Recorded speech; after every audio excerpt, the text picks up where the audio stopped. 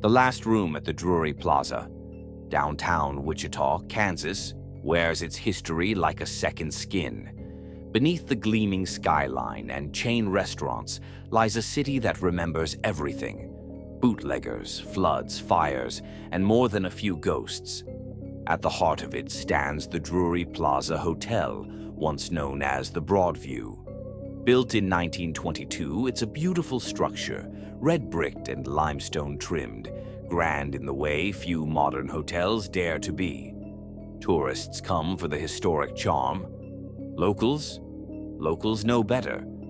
Ask around and you'll hear whispers. Don't stay on the 5th floor, and whatever you do, don't ask about room 505. But one October, a man named Eli checked in, 5th floor, room 510, just a few doors down from the infamous 505. He didn't believe in ghosts. He wasn't from Kansas, and he thought the idea of haunted hotels was just good marketing.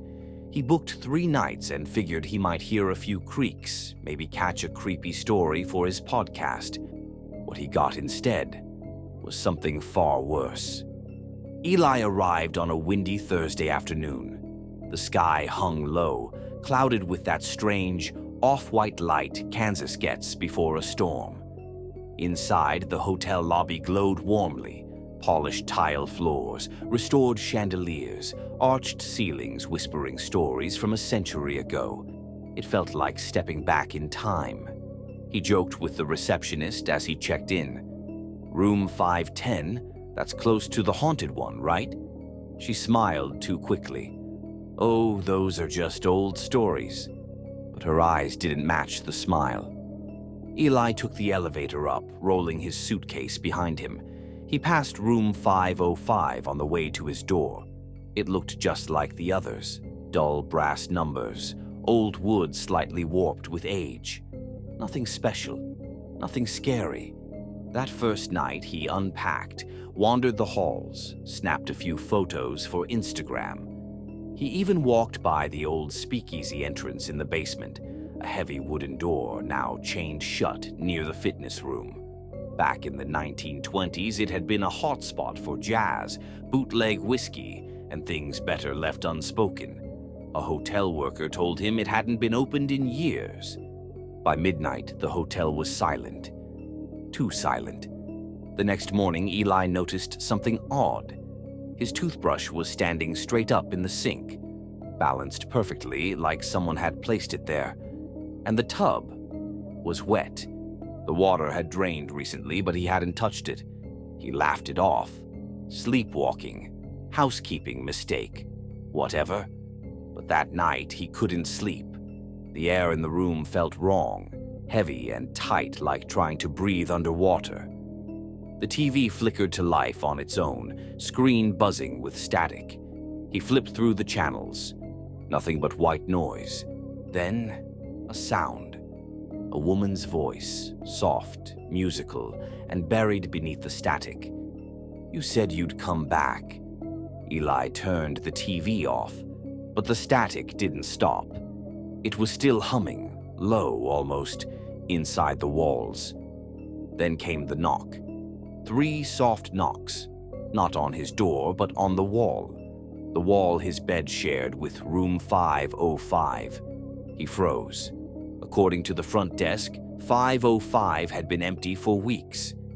The next day, Eli met a housekeeper, Lucinda, an older woman, gray hair pulled back tight, eyes tired from too many years and too many stories. "You staying near 505? She asked. He nodded. 510. She shook her head slowly.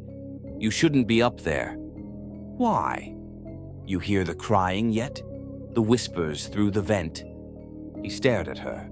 She told him about Claire Delane, a lounge singer in the 1940s, back when the basement still roared with music and secrets. Claire fell in love with a traveling businessman. He told her he'd come back for her. She believed him. She waited in room 505, week after week. One night, still wearing her red dress, she opened the window and stepped out into the cold Wichita wind. She never left. Some nights, Lucinda whispered. "You can hear her singing through the pipes." That night, Eli recorded a voice memo. "Okay, weird night 2. TV turned on by itself. Faucets dripping even when it's off. I swear the tub filled on its own, and that knocking again. On the wall. Might just be old pipes. But I swear, I'm hearing something in the vents. Like whispering." He played it back. Static filled the room, and under his voice, a second voice, a woman's, software, sad. "You said you'd come back." He didn't sleep. On his final night, Eli decided to check out room 505. The hallway was empty, quiet. He stood in front of the door, heart pounding. Then it opened by itself. He stepped inside. The air smelled of roses and rust. Everything in the room was perfectly arranged, bed made tight, lights off, mirror spotless. Except something was written on the mirror. 5 words, scrawled in faint lipstick. "He never came back. Ever." Eli spun around. The door was closed. The phone on the nightstand rang, an old rotary phone that shouldn't have worked. The cord dangled. It wasn't plugged in. He picked it up. Static hissed, then her voice. "You said you'd come back." He ran.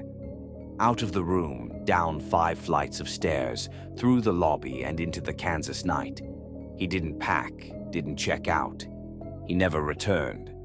2 years later, Eli is still missing. His car was found in the hotel parking lot. His phone was recovered, locked, except for one final audio recording. It's short, just under 10 seconds. A voice, hoarse and panicked. "They opened the door for me." Then static, and a whisper. "You said you'd come back." To this day, room 505 remains unlisted on the hotel's website. Staff avoid the 5th floor when they can. Guests report lights flickering, TVs turning on by themselves, and the sound of high heels pacing the hallway, even when no one else is checked in. If you find yourself in Wichita, Kansas, and you book a room at the Drury Plaza, count the doors on the 5th floor. If you see one with no number and the air smells like rose perfume, turn around. And whatever you do, don't answer the phone.